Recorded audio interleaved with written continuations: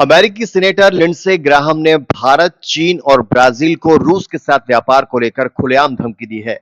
लेकिन Lindsey Graham है कौन और उन्होंने ऐसा क्या कहा जिससे अंतरराष्ट्रीय राजनीति में हलचल मच गई है? इस वीडियो में जानते हैं पूरी कहानी। अगर आपको हमारा कंटेंट पसंद आए तो लाइक, सब्सक्राइब और बेल आइकॉन जरूर दबाएं। लिंडसे ग्राहम एक प्रमुख अमेरिकी राजनेता हैं जो रिपब्लिकन पार्टी के सीनेटर हैं। वो 2003 से साउथ कैरोलिना से अमेरिकी सीनेट में हैं और विदेश नीति, रक्षा और राष्ट्रीय सुरक्षा जैसे मुद्दों पर अपनी मुखर राय के लिए जाने जाते हैं। ग्राहम को अक्सर अमेरिकी हितों को बढ़ावा देने और रूस, चीन जैसे देशों के खिलाफ कड़ा रुख अपनाने के लिए जाना जाता है। वो डोनाल्ड ट्रंप के करीबी समर्थक रहे हैं और विदेश नीति में उनके आक्रामक दृष्टिकोण को समर्थन देते हैं। लेकिन ग्राहम का विवादों से भी पुराना नाता है। वो अपने बयानों के लिए अक्सर चर्चा में रहते हैं, खासकर जब बात रूस यूक्रेन युद्ध या वैश्विक व्यापार की आती है।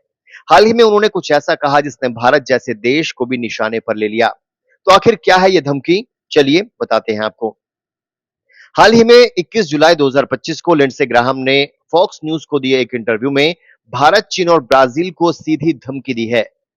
उन्होंने कहा, मैं चीन, भारत और ब्राजील से कहूंगा कि अगर आप सस्ता रूसी तेल खरीदते रहे और इस युद्ध को जारी रखने में मदद करते रहे तो हम आपकी अर्थव्यवस्था को बर्बाद कर देंगे।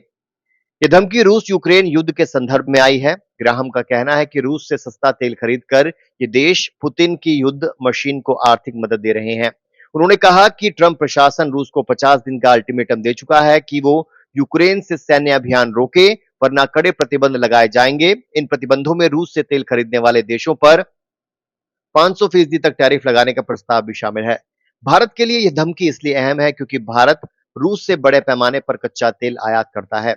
रूस भारत का एक पुराना और भरोसेमंद साझेदार रहा है, खासकर रक्षा और ऊर्जा क्षेत्र में। भारत ने रूस से सस्ता तेल खरीदकर अपनी ऊर्जा जरूरतों को पूरा किया है, खासकर तब जब वैश्विक तेल की कीमतें आसमान छू रही थी। लेकिन ग्राहम जैसे अमेरिकी नेताओं का मानना है कि यह व्यापार रूस को यूक्रेन युद्ध में मदद दे रहा है। भारत ने इन धमकियों का जवाब देते हुए अपनी स्थिति स्पष्ट की है। 17 जुलाई 2025 को विदेश मंत्रालय के प्रवक्ता रणधीर जायसवाल ने कहा कि भारत ऐसी धमकियों को दोहरा मापदंड मानता है। भारत ने कहा कि वो अपनी ऊर्जा सुरक्षा और 140 करोड़ नागरिक की जरूरतों को प्राथमिकता देता है। भारत ने यह भी साफ किया कि वो रूस के साथ अपने ऐतिहासिक संबंधों को बनाए रखेगा, क्योंकि ये संबंध भारत की राष्ट्रीय सुरक्षा और आर्थिक हितों के लिए महत्वपूर्ण है।